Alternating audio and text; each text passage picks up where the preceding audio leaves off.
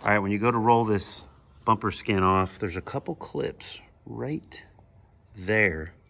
And if we pull it back a little bit, you can show that they hook in right there. And those keep the bumper skin aligned and hold on to it, you know, kind of snugly. So try to be gentle with those and don't rip straight out on them. Try to pop them up from the underside if you can. Or we were able to sort of just pull a little upward on the bumper skin as we pulled out. So we pulled sort of up and away and it released it pretty easily. There's also, we can see down in here, if we get you back in there, you can see a clip right here. And there's a pin on the underside. And that just holds on to the light. It kind of snaps into that clip. So you kind of just need to pull out. There's also an alignment pin on this side. Let's see if you can get way back in there.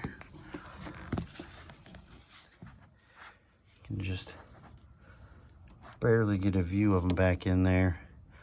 He's on that far outside underneath the blinker.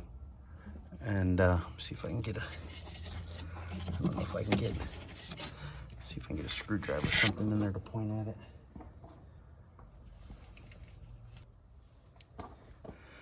All right, he is all the way back in here. You can't even see with me.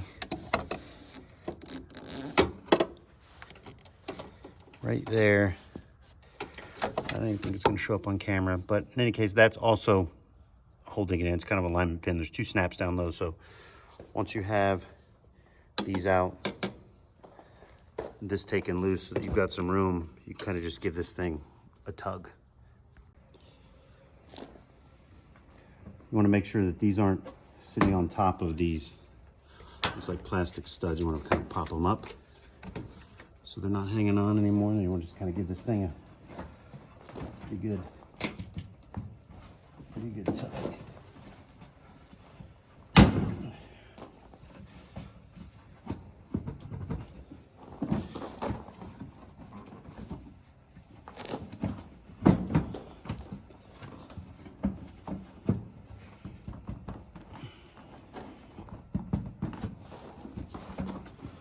Reach on the inside, I can't really get my finger.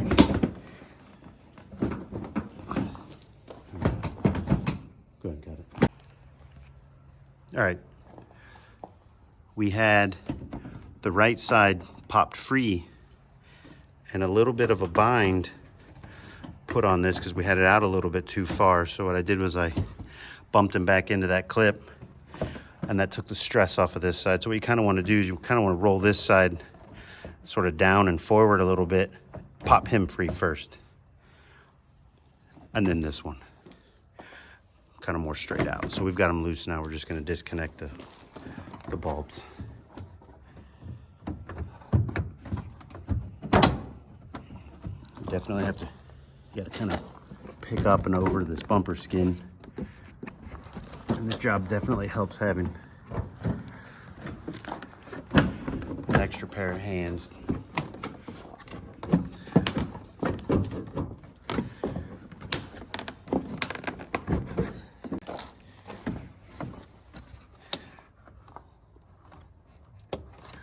Sort of pop the sockets off the old bulbs. The new units that we got came with bulbs in them.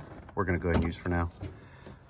They're not a name brand bulb, but we'll probably go ahead and see how long they ride.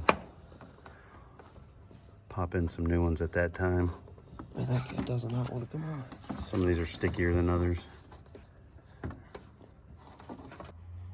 All right, we are going ahead and repurposing the outside corner. It's a marker and signal.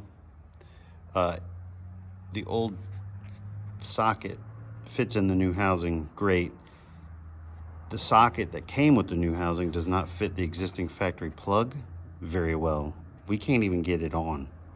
So this fits tighter. The seal seems better anyway. We're throwing this guy back in. We did put the new bulb in here because you cannot get to that bulb. You can replace your headlight bulbs pretty easily, but you cannot get to that corner marker bulb at all. So you would literally have to do this procedure to just replace that bulb. And we don't want to do that, so we're making sure to put the new bulbs in. Just want to make sure to make that more clear. So we're going to finish this up and be done. All right, obviously get these all plugged back in.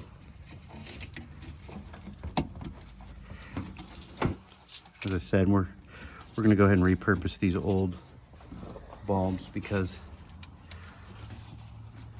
I'm sorry, the new bulbs, not reuse the old ones on the headlights because they're totally accessible. And with the marker, we're making sure to put the new bulbs in out there for sure. So you kind of got to pull the outside perimeter of the film in a little bit. Make sure it doesn't get trapped anywhere.